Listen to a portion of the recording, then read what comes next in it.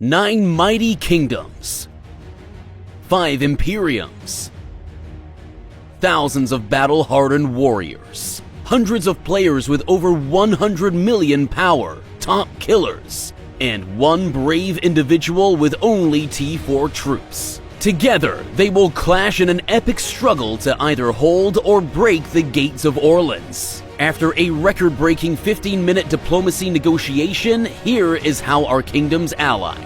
1093 with 1960, backed by 1473, 1814, and 2941, versus 1365 with 2377, joined by 1606 and 2975. Let's take a closer look at each kingdom. At the top of the map, we have Kingdom 1093, starting in Brittany, is led by Silent Flow and Mako. As the longest-standing Imperium in Rise of Kingdoms history, it boasts dozens of historic KvK victories. Renowned for their finely tuned strategies and unmatched efficiency, 1093 is the reigning Osiris League Grand Finals champion and continues to be one of the game's most formidable kingdoms. I'm just buckling in. This is my first KvK in an Imperium Kingdom. The biggest KvK of the year. Great matchups all around. Obviously the 960-2377 matchup. One on our side with 1093 versus 1365 in these first zones. And then don't sleep on those middle camps either. I think they are going to play a huge factor in the wars to come and who will ultimately decide the winner of this KvK. Starting in the land of Bourbon is 1960. One of the most famous kingdoms in the Rise of Kingdoms community, led by its faithful king, Sewell.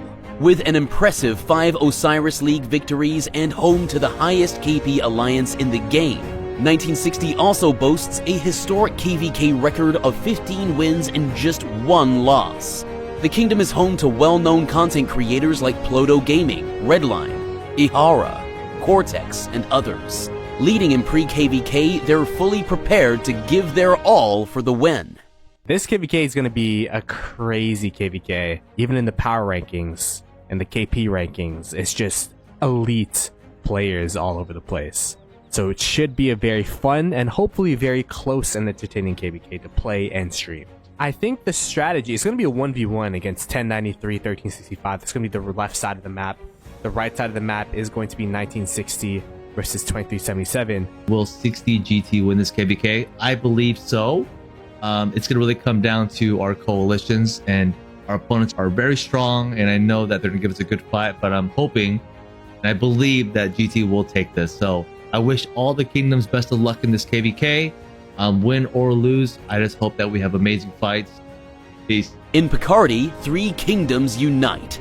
2941 and 1473 have combined their fighters into 2 giant alliances, each standing at around 16 billion power and over 1 trillion KP. Joining them is 1814, a determined underdog kingdom known for fighting tirelessly to secure victory.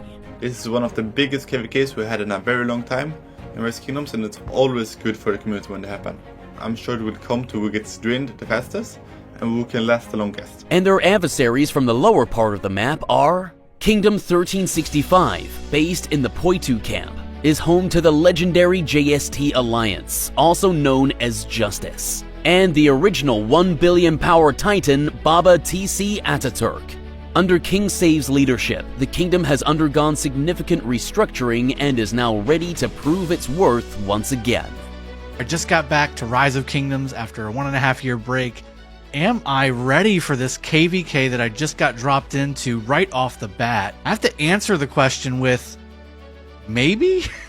Yeah, I'm ready. I'm ready, right? Like, I'd want to be ready. My account's a little bit out of date, but I've been furiously updating it over the past 2 months, and I'm definitely ready to actually throw down in this massive Imperium KvK that I find myself in.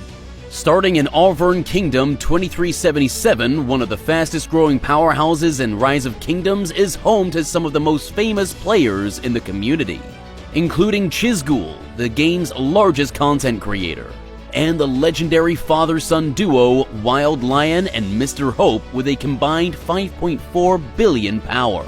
Boosting their strength further, renowned fighter BT Cyborg recently surpassed 1 billion power during pre-KvK preparations. With King Shark at the steering wheel, this kingdom is ready to go all in.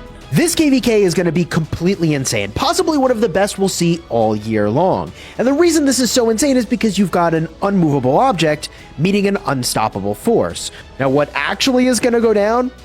You're just going to have to spectate and see, because I think it's going to be really crazy.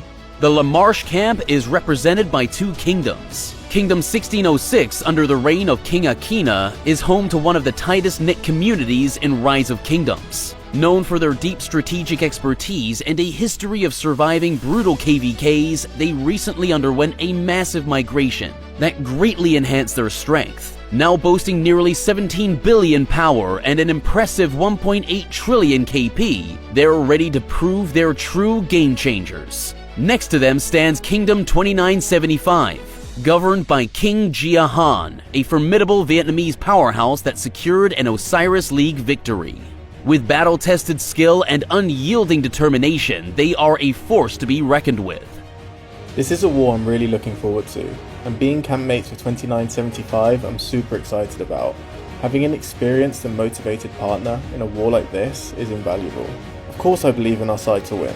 It won't be easy, but I have faith in our team. I can promise you, we'll fight until our very last troop.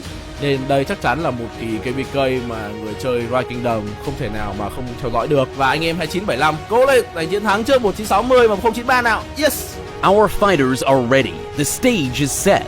Are you prepared for the battles ahead?